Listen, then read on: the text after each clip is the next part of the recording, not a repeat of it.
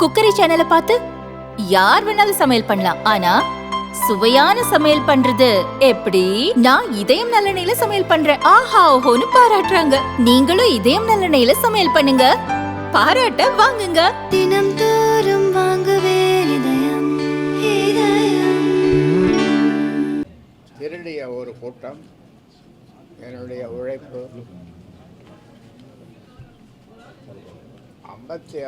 46 ஆண்டு காலமாக நான் உழைத்த உழைப்பு, என்னுடைய உரிமை, இதையெல்லாம் திருடிய அன்புமணி இன்றைக்கு தேர்தல் கமிஷனுக்குள்ளவே, டெல்லி தலைமை தேர்தல் கமிஷனுக்குள்ளவே புகுந்து பிரச்சாரம் அப்படிங்களா? டெல்லி தலைமை தேர்தல் கமிஷனுக்குள்ளவே புகுந்து பொய்யான தகவல்களை கொடுத்து செய்ய வேண்டிய சாங்கியங்களையும் செய்து இப்பொழுது பொய்யான தகவல்களை கொடுத்திருக்கிறார். அது என்னன்னா, 2022 28/5/2002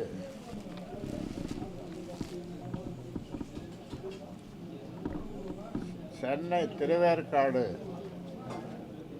ஜிபிஎன் பேலஸ் நடந்த பொதுக்குழுவில், என்னைக்கு நடந்தது? 28/5/2022 அன்னைக்கு இவரை அன்புமணியை தலைவராக தேர்ந்தெடுத்தோம். அது எப்போ முடியுது? 28/5/2025 28/5/2025 முடிவுது. ஆனால் ஒரு வருஷம், இன்னும் ஒரு ஆண்டு நீட்டிப்பு வாங்கியிருக்காப்புல. எங்கன்னா, இந்திய தலைமை தேர்தல் ஆணையத்திடமிருந்து வாங்கியிருக்காப்புல நீட்டிப்பு, ஓராண்டு பொய்யா வாங்கியிருக்காப்புல. ஆனால் அவருடைய பதவிக்காலம் என்னைக்கு முடிஞ்சதுன்னா 28/5/2025. ஆக இது எவ்வளோ பெரிய மோசடி! இந்த மோசடிக்கு துணை போனவர்கள் டெல்லியில் இருக்கிற தலைமை தேர்தல் ஆணையத்தில் இருக்கின்ற சில பேர். ஆக இதை எதிர்த்து இப்பொழுது நாங்கள் டெல்லி ஹைகோர்ட்டில், டெல்லி உயர்நீதிமன்றத்தில் வழக்கு இன்னைக்கு தாக்கல் பண்ணியிருக்கோம். அது அநேகமாக 2 நாளில் விசாரணைக்கு வரும். ஆக இது எவ்வளோ பெரிய மோசடி பாருங்க! பதவி முடிஞ்ச பிறகு பதவி நீட்டிப்போம். அதே மாதிரி நாட்டுமுத்து நாயக்கன் தெருவில் அங்கே இருந்த தலைமை தேர்தல் அலுவலகத்தை பாட்டாளி மக்கள் கட்சியினுடைய அலுவலகம், அதை கொண்டு போய் அவருடைய வீட்டில் திலாக் ஸ்ட்ரீட்டில் மாற்றின்னு அதுக்கு அங்கீகாரம் வாங்கிட்டு தேர்தல் ஆணையத்திலேருந்து வாங்கிட்டு, அப்படி ஒரு மோசடி. ஆக என்னுடைய உழைப்பு 46 ஆண்டு காலமான உழைத்தது உரிமை, இது எனக்கு தான் சொந்தம். வேறு யாரும் சொந்தம் கொண்டு வர முடியாது. அது பிள்ளையாக இருந்தாலும் சரி, பொண்ணாக இருந்தாலும் சரி, பேரனாக இருந்தாலும் சரி, பேத்தியாக இருந்தாலும் சரி, இல்லை ஆழ்மொழியாக இருந்தாலும் சரி, இல்லை முத்துக்குமாராக இருந்தாலும் சரி, இல்லை நம்ம எம்எல்ஏ இருக்கார் அருள், அவராக இருந்தாலும் சரி, இது உரிமை கொண்டாட முடியாது. ஏன்னா சுயம்பு நானே உருவாக்கின கட்சி, பாட்டாளி மக்கள் கட்சி நானே உருவாக்கின கட்சி. இதை வேறு யாரும் உரிமை கொண்டாட முடியாது. இப்போ சொத்து என் மேலே எவ்வளோ இருக்குதுன்னு சொன்னால் 4 ஏக்கரா 11 ஏக்கரா இருக்குதுன்னு அம்மா சொன்னாங்க. 4 ஏக்கர் 11 ஏக்கர் தான் உன் மேலே சொத்து இருக்குதுன்னாங்க தைலாவரத்தில். அதில் உரிமை கொண்டாடலாம். புள்ளன்ற முறையில், பொண்ணுங்கன்ற முறையில் எனக்கு 2 பொண்ணுங்க, அதுங்க உரிமை கொண்டாடலாம் சொத்தில். ஆனால் எது நான் சுயமாக உழைச்சி இத்தனை வருஷம் உழைச்சி 96,000 கிராமங்களுக்கு சென்று மக்களை சந்தித்து நான் எந்த பதவிக்கு போக மாட்டேன் என்று ஒரு சத்தியம் செய்து ஒரு தவறான சத்தியத்தை, ஒரு தவறான முடிவு எடுத்ததுனாலே இப்பொழுது இவ்வளோ பெரிய ஆட்டம், இவ்வளோ பெரிய ஆட்டம். அதனால் இந்த உரிமையை இழந்தோம், உழைப்பை இழந்தோம், அது இனி இழந்துட்டோம் இனிமேல். ஆனால் இனிமேல் உரிமையை விட்டு கொடுக்க மாட்டோம். இனி இந்த உழைப்பு வீண் போகாது, மேலும் உழைக்க நான் தயாராக இருக்கிறேன். அதனால் இனி வருங்காலம் பாட்டாளி மக்கள் கட்சிக்கு, பாட்டாளி மக்கள் கட்சியினருக்கு ஒரு நல்ல காலம், நல்ல எதிர்காலமாக இருக்கும். அதாவது இது சொல்லுவாங்க, தர்மத்தின் வாழ்வுதானே சூது கவும், தர்மத்தின் வாழ்வுதானே சூது கவும், கடைசியில் முடிவில் தர்மம் வெல்லும். அது இப்போ முடிவில் தர்மம் வெல்ல போகுது. அதனால் இந்த பாட்சா கிச்சான்னு சொல்லுவாங்களே, இந்த பாட்சாலாம் இனிமேல் பலிக்காது. அதனால் எவ்வளோதான் பணம் வச்சுருந்தாலும் கூட அது முடியாது. இப்போ டாட்டா, பிர்லா, கோயங்கா இவங்ககிட்ட இல்லாத பணமா? அவ்வளோ பணம் வச்சுருந்தாங்களே அவங்க நினச்சா பிரதமர் ஆகிருக்கலாம், அல்லது வேறு பெரிய இதுக்கு வந்திருக்கலாம். ஆனால் அவர்கள் அவ்வளோ பணம் இருந்தாலும் அவர்கள் அதில் அவங்க நாட்டம் கொள்ளலை, அந்த பதவிக்கெல்லாம் போக விரும்பலை. அவங்க தொழிலில் முனைஞ்சாங்க, தொழில் நாணயமாக செய்தாங்க.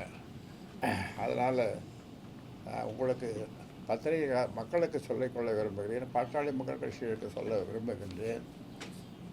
உரிமையை இழந்தோம், என்னுடைய உழைப்பு வீணாக போனது. ஆனால் இனி வீணாக போகக்கூடாது.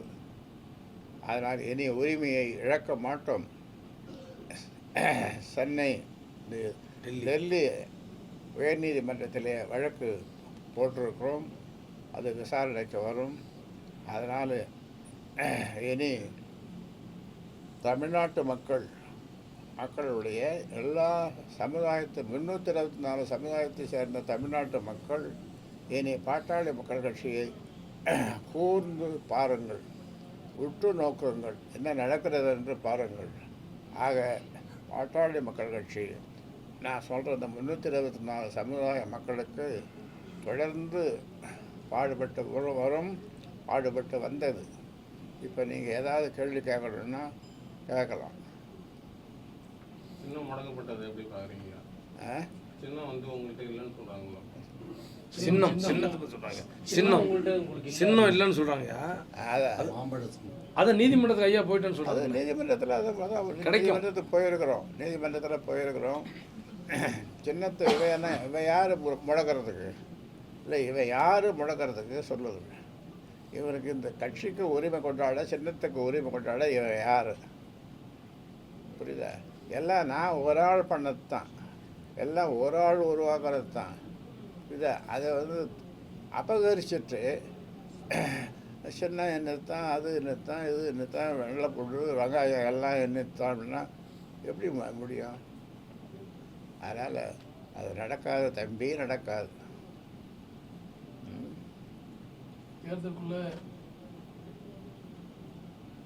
இந்த பிரச்சனை முடிவுக்கு வருமா?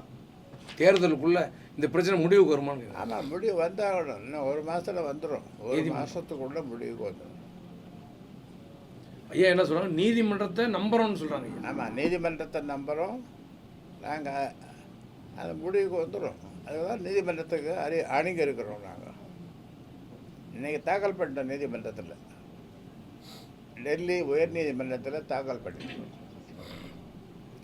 ஒரு நேர்மையான எலெக்ஷன் கமிஷனில் இருக்கிற ஒரு நேர்மையான அதிகாரி அவரே இதெல்லாம் பார்த்துட்டு இதெல்லாம் பண்ணிட்டு நீங்கள் டெல்லி உயர் நீதிமன்றத்துக்கு போங்க அப்படின்னு அவர் ஆலோசனை சொல்லியிருக்கார். அப்படின்னு சொன்னால் அங்கே அநியாயம் நடந்திருக்குது தேர்தல் கமிஷனில், இங்கே உங்களுக்கு நியாயம் கிடைக்காது, அதனால் அங்கே போங்கன்னு அவரே சொல்லியிருக்கார், ரகசியமாக சொல்லியிருக்கார். ஏன் தேர்தலுக்குள்ள நீங்கள் இருவரும் ஒன்று சேர்வதற்கு வாய்ப்பு உண்டா? நீ தான் சொல்ல சார், நான் சேரக்கூடாது. கட்சி ரெண்டு பிளவுபட்டு எல்லா இவ்வளோ கஷ்டப்பட்டுருக்கிற 96,000 கிராமங்கள் போவதற்கு இன்னொன்று அவனை கட்சியை விட்டு எடுத்துட்டேன். நான் இப்போ கட்சியிலே கிடையாது. அவன் ஒரு தனியாக ஒரு ஆவர்த்தனம் பண்ணிகிட்ருக்கான். தனி ஆவர்த்தனம்னு சொல்லுவாங்க. அந்த மியூசிக் பார்ட்டியில் தனி ஆவர்த்தனம் தாங்க. தனி ஆவர்த்தனம் பண்ணியிருக்கான். அதை தனி ஆவர்த்தனம் பண்ணிட்டு போகட்டும். இப்போ செங்கோட்டை வந்து விஜய் கூட போயிருக்காரு. அதெல்லாம் மற்றதெல்லாம் சரி போதும்னு நினைக்கிறேன். இதை நான் சொன்னதை ஹைலைட் பண்ணுங்க. நான் சொன்னதை ஹைலைட் பண்ணுங்க. கூட்டணியா? கூட்டணி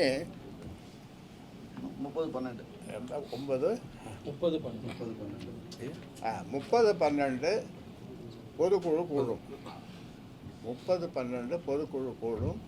அந்த பொதுக்குழு உறுப்பினர்கள் என்ன முடிவு சொல்கிறாங்களோ அந்த முடிவின் பிரகாரம் நாங்கள் முடிவெடுப்போம். ஐயா தான் அறிவிப்பாங்க. நான் தான் அறிவிப்பேன். எப்பொழுதும் நான் தான் அறிவிக்கிறது. இப்பொழுதும் நான் அறிவிப்பேன். கூட்டணி பேசுறது எல்லாம் ஐயா தான் பேசுவாங்க.